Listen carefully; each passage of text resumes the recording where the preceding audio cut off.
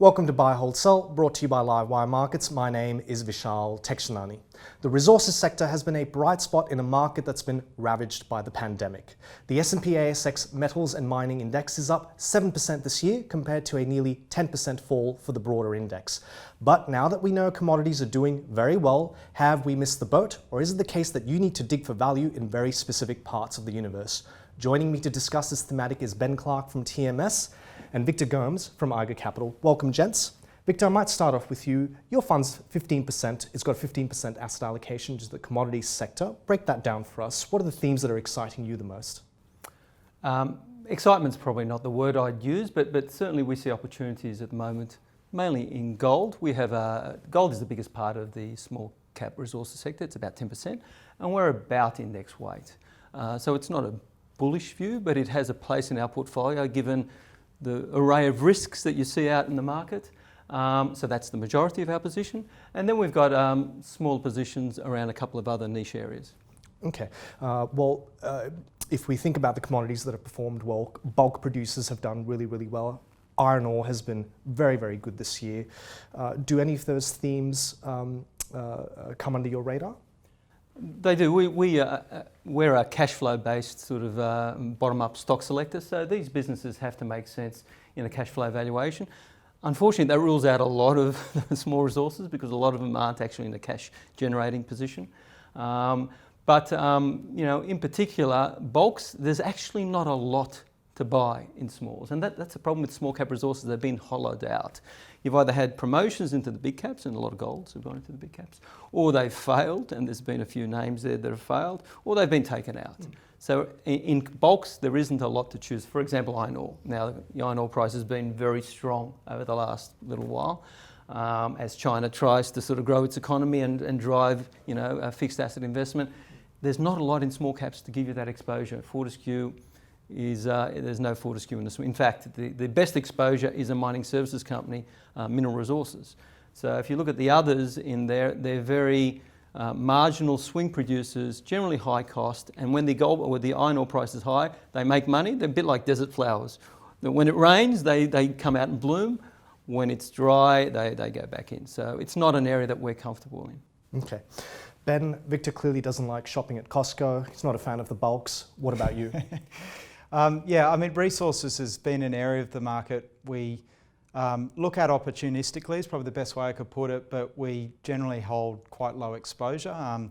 So ultimately we try and find businesses that we think have got pricing power, have got some control over their pricing, can grow their pricing of their products or services over time, which of course is the missing ingredient for a lot of resource stocks. But that doesn't mean to say we won't look at it. As we all know, resource stocks go through pretty giddy booms and they go through some pretty scary busts. And we, in the right times, we'll try and find players we think can survive those tough times and, confident that the cycle will recover at some stage. Okay. Speaking of giddy booms, if we think about the one that's booming the most topical, it's clearly gold. Yes. Cracked $2,000 US. Are you bullish or bearish on gold? Well, in hindsight, I should have been bullish, but I would be bearish, or not bearish. I'd be mildly bearish at the moment. I just think that the reasons for owning gold are very well understood by investors, and for that reason, sentiment plays a big part. I understand why there's a real attraction there, but I just wonder, how far this trade can keep playing out. Having said that, I think if there are dips, they will be well supported because I think there's a lot of people who have missed that area of the market, and there'll be money that comes in off the sidelines. So, be pretty wary on gold for me at the moment. Okay, and Victor, you've been on the boat. You're riding this wave clearly. How far do you think you can go? As I said, we've got a roughly neutral position. About 10% of the index is gold, and that's roughly our portfolio position. We like to see gold as a bit of a hedge rather than a big alpha generator. Having said that, at record Australian gold price, which is almost $3,000, these companies are making massive margins. The cash flow is extraordinary. If you're in production, you've got low cost, and you're Australian based, you are doing very well at the moment. So even regardless of your view, now you're obviously having to take a view on the commodity price, and that's the problem with commodities, you are having to take that view. But at the moment, you get very fast cash payback on a lot of these producers with these low costs. So they have merit on a cash flow valuation basis, but then in addition to that, there are attributes to gold that provide a hedge to the portfolio. That they tend to perform differently to other financial assets. And in this environment of massive global monetary and fiscal stimulus, I think it's sensible to have a bit of gold. It's like, it is still an inherent store of wealth. It tends to be mostly independent from most political and fiscal decisions at a local country level. So it has a place, but I agree with Ben, it's one of those hard things. It's very hard to value what is the fair price for gold. It's very hard to determine that. Okay, so let's move on to your investment process and talk about how you find companies with a view to outperform. What are 3 to 4 metrics you look for in a mining company? As Ben said, with miners, you're a hostage to the commodity price. You don't control that. So what we look for, again, we're looking for companies that can produce cash flow. So we look for companies that have a low cost and long mine life. That makes forecasting a bit easier. We're looking for companies that are generally X project or capex risk. And I've never met a miner who said that their project was going to be X and it didn't turn out to be X plus 20, 30, 50, 100%. Yeah. That's always the case. They always raise too little equity. Their projects go over budget. Then the working capital kicks in, and they never make an allowance for working capital. You're building up your stockpiles, you're paying wages, the first ship doesn't leave on time. So you want to see off that project risk, you want to see off commissioning risk, and you want a good asset that's got a bit of a track record with some mine life, low cost. And at the end of the day, a great management team. You absolutely need a good management team in this sector. Okay. Ben, what about you? And I guess you're in a different part of the process, which is you don't have any exposure to commodities right now. What would it take for you to invest in a commodity company? Yeah, I'd probably start off where Victor finished off there. I think management is key in mining. When you go out on site tours of mines, you understand just how complex it is to efficiently, productively run a mine. There's so many things that can go wrong with mining, and there are a select few, I think, a number of CEOs out there who have operationally, been outstanding. But it's not just at the physical mining level; it's also at the corporate level. We so often see during those boom and bust cycles a slew of acquisitions at the top of the market, and then a slew of asset sales at the bottom of the market, and I think that's an even rarer quality in management is those few that have been good at buying great assets at good prices. So I think Northern Star would be an example for me of a management team that have really excelled in that area. And then I'd agree, it's cost of production. The lower the cost of the production, probably the less risk, but it's also the less upside. You get more operating leverage with a higher cost of production. I think you want to see a rising production profile. When it's fairly stagnant, you're more at the mercy of what the commodity price is doing. And balance sheet, I think, is really important. Again, back to what Victor said there as well. Things go wrong in mining. Mines can be shut down for all sorts of reasons, and making sure you're in something that can get through those tough periods if a left of field event comes out.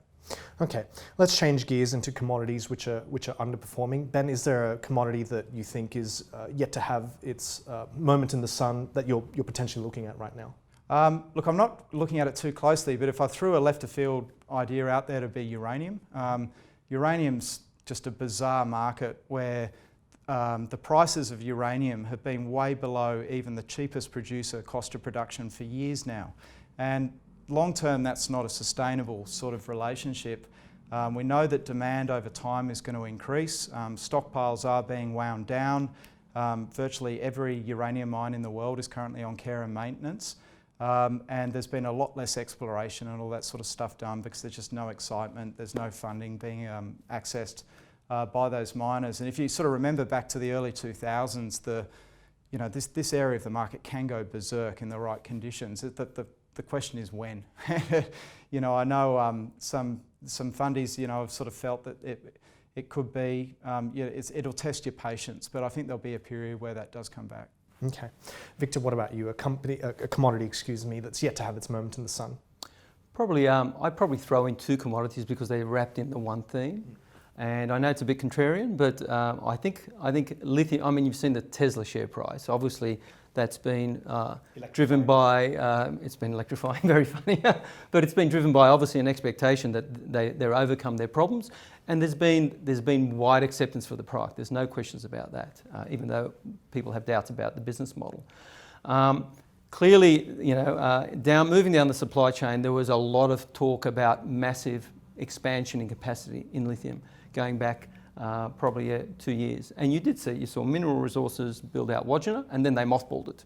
And then they sold 6% of the business to Albemarle, who are now just simply going to integrate that into their internal lithium chain. So you're never going to see that out in the marketplace as merchant tons of spodumene, which converts into lithium. And you see across the whole gamut of the space, there's been a bit of a capex strike.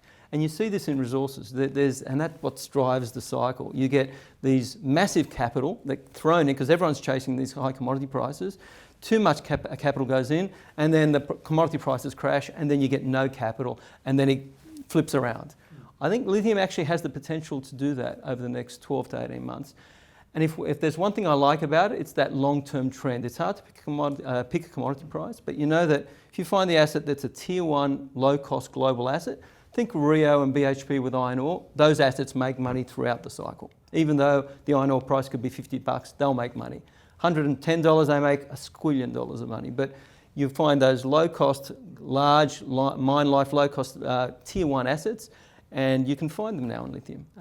And then on that theme, I'd throw in rare earths, and there's really only one name there, and that's Lynas Corp. And again, it's a unique industry structure. It's Chinese plus Lynas, that's it, globally. And Lynas is one of the lowest cost producers. It's the second largest in the world. It's one of the lowest, along with one other large Chinese company. And it's the most strategically valuable asset in Australia. Whether you'll get paid for it, I'm not sure. But leaving aside that strategic value, because without Lynas, large parts of various tech sectors and defence and aerospace globally are really held to ransom by China. Leaving that aside, you know that electrification of transport will happen over the next 10 to 20 years. And it is a key supplier. And what they've proven after spending 700 million of capex building that plant in Malaysia is that this is hard and it takes time and you have to fine tune and commission. It will not be replaced easily. I know there are a lot of wannabes out there that say, I've got a project, it's as low cost as Lynas's, and I'll be up and running, forget about it. It's not going to happen in any time soon. So really it's the only game in town. And I think that electrification of transport theme will drive both the lithium price and the NdPr price, which is the key input into making magnets for motors. Okay, clearly a very strong case for Lynas. I want to talk about a commodity that's really undershot, and that's oil. Prices went negative this year, yeah. And is this a place that you're just veering away from? What do you reckon about oil? Oil is one of those sectors in small caps that's really difficult, especially in that there just aren't, there isn't a Santos and an Ore Search in small caps. They're swing producers, just like the iron ore. They're high capex, and they need to keep drilling, and especially in unconventional, it fades very quickly. I'm throwing oil and gas into this, the hydrocarbons. So these wells fade very quickly. You have to drill another hole. So there's some exposure to offshore oil in Australia. Again, it's the same theme. There aren't a lot of producers. And if I'm betting on electrification of transport and renewables and replacement of hydrocarbons and fossil fuels, it would be silly to bet on the other side. I actually think it's that trend that's going to support those two will hurt the oil producers over the longer term. And you've seen it in coal. All fossil fuels are on the wane. Oil is probably going to be one of the last that's affected, because it's such high utility in oil. It's a fabulous sort of fuel. But it will happen. And I think even if it happens slower than I think, there's just not a lot of opportunity in Australia to find good ideas. Okay. Victor raises a lot of good points there. Not only is the market in pain, but on top it's facing disruption. Is the energy sector something you're just staying away from, is it? It's probably an area that I think sort of looks reasonably interesting, but it's like the price of oil is so volatile, and it's at that kind of crucial level at the moment where it's right on the lower cost producers' cost of production. So they're going to swing pretty rapidly, potentially from profit to making losses. So making sure that you've got a business that's got a balance sheet to withstand another downturn is pretty important. But it does feel to me like asset markets around the world are starting to price in a more rapid economic recovery potentially than we thought might have been the case a month or two ago. And I would have thought that the price of oil will probably be a beneficiary of that if that does play out to be true. So we've seen some carnage in the space. There's been some big dilutionary capital raisings that have had to be done mainly in the sort of the bigger end of town. So, that's also sometimes a bit of a flag that, we're closer to the bottom of the cycle. Okay, let's bring it all together, gents. Ben, what's your highest conviction resources idea that you're putting on your watch list? Yeah, one I've been doing some work on recently is Iluka, which is kind of unusual because what they're in the process, they're about to announce in the next half, is they're going to spin off this royalty stream that they earn from BHP. So it's called the MAC royalty, and it's over a very high grade block of land that BHP are currently mining iron ore out of. BHP are currently opening up a huge new area of land on this royalty. So you're going to see production coming out of this land rise quite substantially over the next 5 years. It's called the South Flank Expansion. And the royalty, this will be the first time that we've ever had a royalty company trade on the stock exchange. So it's something we've never really seen before. There's a number that trade in Canada and America. The company's planning on paying out 100% of its profit as a dividend to its shareholders. So in this interest rate environment and where the iron ore price is and with the rising production profile, I think it looks really interesting. The tricky part is the remainder of Iluka, which mineral sands is it's a really, really hard commodity, I think, to make money out of. I think they've actually had some really good CEOs go through the Iluka business, and they've really struggled to generate any sort of long-term meaningful share price growth for their shareholders. So it's sort of, do you wait for the spin-off, which I suspect that some of the two might be worth more than the Sol at the moment, or do you buy now? Okay, Iluka for Ben, Victor, you clearly also like Lynas. Maybe what's one other really high conviction play up your sleeve? Well, I was actually going to use Lynas, but you've put me on the spot now. Look, I'd say, I was mentioning lithium before, and I do like Lynas because it's such a unique asset.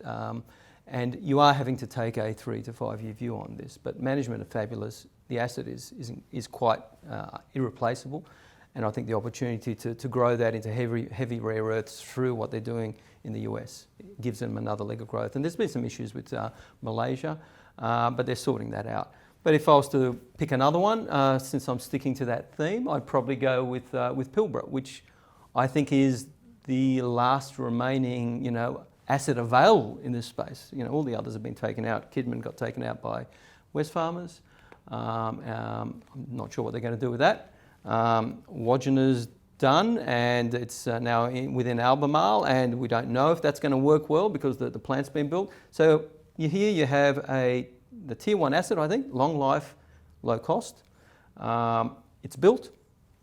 It's only stage 1, but once you've proven up stage 1, all you're doing is, you're adding another whole bunch of kit that does exactly what the previous kit does. So you just cut and paste.